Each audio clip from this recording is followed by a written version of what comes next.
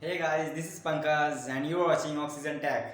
तो आज का टॉपिक है कि क्या हमारे पास जो ओल्ड लैपटॉप्स हैं उनको हम फास्ट कर सकते हैं, और कर सकते हैं तो कैसे कर सकते हैं। पहला क्वेश्चन आता है, ऐसा हम क्या कर सकते हैं कि लैपटॉप जो हमारा है, ओल्ड लैपटॉप है, वो फास्ट हो सकता है। जैसे कि मेरे पास भी है एक जो बस 4 साल पुराना लैपटॉप है, मैं दिखा देता हूँ आपको। ये डेल का लैपटॉप है, i3 6th जनरेशन है। इसमें पहले हार्ड डिस्क लगी हुई थी 1 टेराबाइट की। इसमें मैंने SSD चेंज करवाई है और कुछ विंडोज़ में भी चेंज करवाए हैं। पहले 32 बिट का था, मैंने इसको 64 बिट करा दिया क्योंकि मेरी कुछ फाइल्स जो थी वो इसमें इंस्टॉल नहीं हो रही थी, जो 64 बिट्स वाली थी। और 32 बिट का एक और प्रॉब्लम ये होता है कि आप इसमें 4 GB से ज़्यादा की रैम इंस्टॉल नहीं कर सकते हो। तो 64 बिट करवाने का मेरा ये था कि मैं इसमें एक तो रैम अपग्रेड करवा सकूं, क्योंकि 64 बिट वाले लैपटॉप में आप 2 टेराबाइट तक की रैम लगवा सकते हो। कैसे करें और कहाँ से करवाएं, क्या हम खुद कर सकते हैं चेंज इसको? तो डेफिनेटली आप खुद कर सकते हो, लेकिन इसमें कुछ रिस्क रहता है कि आप अगर खुद करोगे और आपके पास एक्सपीरियंस नहीं है और उतने प्रॉपर टूल्स नहीं होते, तो बाय चांस हो सकता है कि आप कुछ ब्रेक कर दें या फिर पूरा विंडो ही करप्ट हो जाए। बहुत चांसेस हैं। तो लेकिन अगर सिर्फ आपको स्पीड बढ़वानी है, तो आप जरूरी नहीं कि आप विंडो चेंज करो या फिर 32 बिट से 64 बिट में करवा लो। इसमें सबसे बड़ा होता है कि आप रैम बढ़वा सकते हैं और आप अपनी हार्ड डिस्क चेंज करवा सकते हो। तो मैंने अपने केस में कहते हैं हार्ड डिस्क चेंज करवाई है, और मैं तो विंडो भी चेंज करवा दी क्योंकि मुझे विंडो कहते हैं अपग्रेड चाहिए था। मैंने अपनी विंडो 11 डलवा ली है। तो मैंने ये तो अपने दुकान से करवाया है, लेकिन आप खुद भी कर सकते हैं। यूट्यूब पे बहुत सारी वीडियोस पड़ी हैं। तो चेंज कराने से पहले सबसे पहले आपको ये ध्यान रखना है कि अगर आपका डाटा बहुत प्रीशियस है तो आप उसको किसी अलग स्टोरेज में डलवा सकते हो अपग्रेड करवाने से पहले। तो आप इस चीज़ का जरूर से ध्यान दीजिए। हम चेक कर लेते हैं हमारा जो लैपटॉप है उसकी अभी स्पीड कितनी थी पहले और अब कितनी हो गई है। तो ये है पहले की वीडियो।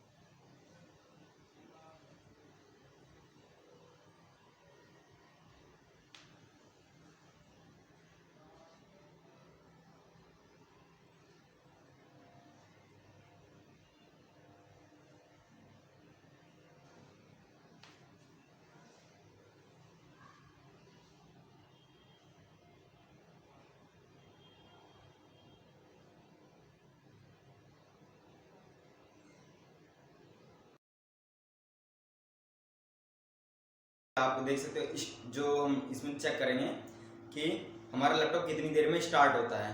तो और इसके बाद हम अब देखेंगे कि हमारा कहते हैं लैपटॉप अब कितनी देर में ऑन होता है, आप जब हमने इसमें अपग्रेड करवा लिया है। तो आपने देख लिया कि अपग्रेडेशन से पहले की स्पीड। अब हम चेक करेंगे अपग्रेड होने के बाद की स्पीड। तो मैंने क्लिक कर दिया है। अब टाइम देखते हैं कितनी देर में खुलता है।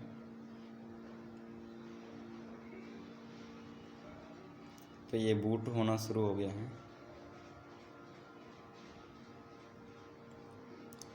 ये देखो, मतलब पहले से तो काफ़ी फास्ट हो जाता है क्योंकि इसकी रीड एंड राइट स्पीड बढ़ जाती है काफ़ी हद तक। तो आपके इसमें कुछ पर्सनल जो आप काम करते हो, जो लोडिंग लेने में टाइम लगता है रीड राइट में, डाटा ट्रांसफ़र का अगर काम करते हो, तो ये देखो आपको सीधा ये मेनू पे ले आया इतनी जल्दी। आप पीछे पहले से कंपेयर कर सकते हो कितनी देर लगता था। अब मैं कोई सी फाइल खोल के दिखाऊँ, इसमें आपको ये सोच लें कि i3 6th जनरेशन है, ये नहीं कि आपकी जनरेशन कुछ आगे बहुत ओल्ड है। अब इसमें मैं आपको विंडो खोल के दिखाऊंगा, विंडो प्लस ई दबाऊंगा। देखो कितना फास्ट हो गया है पहले से। मैंने अपने लैपटॉप में डलवाई है क्रूशियल कंपनी की BX500। आपको दिख रहा होगा BX500 है ये क्रूशियल की। ये 240 GB है और इस इसकी रीड एंड राइट स्पीड लगभग 500 Mbps से प्लस आती है, तो इसका फ़र्क पड़ेगा क्योंकि हार्ड डिस्क की मेरी जो पुरानी थी उसकी 40 Mbps होती है। तो वो आरपीएम पे डिपेंड करता है कि आपका हार्ड डिस्क कितने आरपीएम पे है, उतनी स्पीड होगी, लेकिन मैक्सिमम उसका 100 तक जाता है जो हाई एंड लैपटॉप्स आते हैं। लेकिन अब हार्ड SSD लगवाने के बाद ये 500 Mbps जाता है। बट जो SSD है वो थोड़ी सी कॉस्टली पड़ती है, क्योंकि अगर आप 1 टेराबाइट की हार्ड डिस्क लेंगे तो वो लगभग आपको 3000 तक का मिल जाएगा। बट ये मेरे को 240 GB का जो SSD है ये मेरे को कहते हैं 2700 का पड़ा। मेरे पास बिल है, मैं आपको दिखा देता हूँ। ये है, एक सेकंड, ये SSD है क्रूशियल की, और ये मेरे को पड़ी है 2700 की। तो आप देख सकते हैं ये थोड़ी एक्सपेंसिव होती है, लेकिन अगर आप एक बार खर्च करवा लेंगे तो आपको बहुत ज़्यादा बेनिफिट होगा। और मैं आपको एक चीज़ बता देता हूँ, जैसे आपने अगर हार्ड डिस्क निकलवा ली, लेकिन अब निकलवाने के बाद अब उसको हार्ड डिस्क का क्या करोगे आप, क्योंकि आप लैपटॉप में तो रहेंगे ही, तो अब उसको वेस्ट ही हो गया समझ लो। लेकिन उसको आप यूज़ कर सकते हो दो तरीके से, या तो आप उसको लैपटॉप में ही इंक्लूड करवा लो।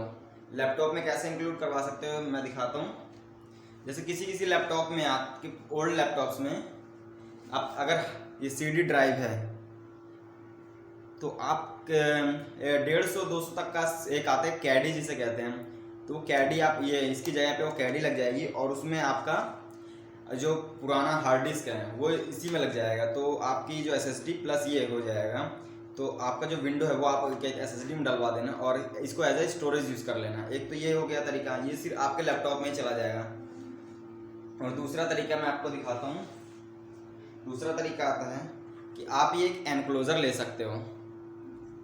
एनक्लोज़र में आप कहते हैं हार्ड डिस्क कहते हैं, ये 300 का आ जाएगा अगर आप इसमें डलवा दोगे एनक्लोज़र में, तो आप इसको as a external device storage use कर सकते हो। उसके साथ आपको ये USB केबल मिलेगा और इसको आप लैपटॉप में लगा के कहते हैं आप इसका डाटा एक्सेस कर सकते हो। फिर मैं इसको आपको खोल के दिखाता हूँ। जैसे यहाँ पे देखो स्क्रू लगा हुआ है, फोकस करता हूँ मैं यहाँ थोड़ा सा, देखो आप देख सकते हो यहाँ पे स्क्रू लगा हुआ है, इधर भी लगा हुआ है।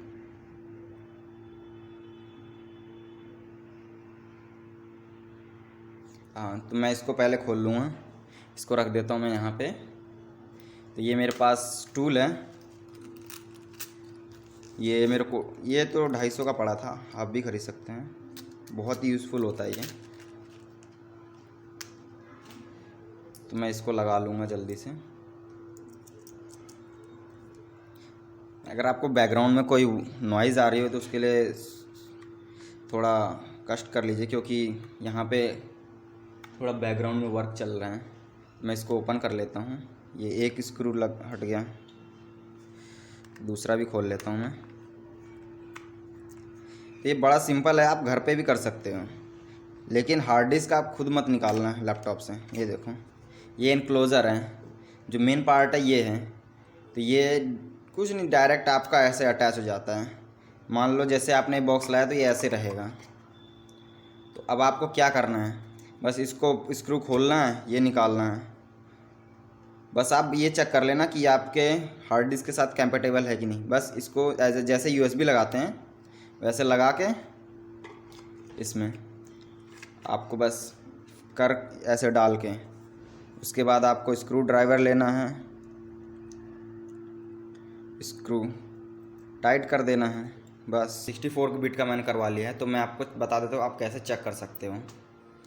तो आपको जाना है सेटिंग में, सेटिंग में जाना है सिस्टम पे।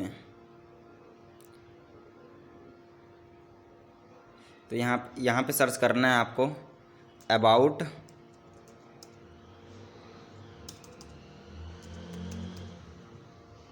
Your PC।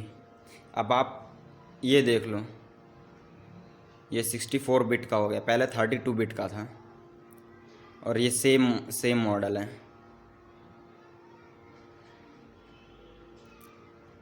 इसमें मैंने विंडो 11 डलवा दी थी। कहीं आप सोचो कि नहीं ये पुराना लैपटॉप नहीं है, मैंने चेंज कर दिया है। आप ये ट्रैक पैड और इससे पहचान सकते हो। ये जो ब्लैक है ये मार्कर का निशान है, मैंने इसको डेकोरेट किया था। आप पुरानी वीडियो से कंपेयर कर सकते हो कि हाँ ये चेंज हो गया है।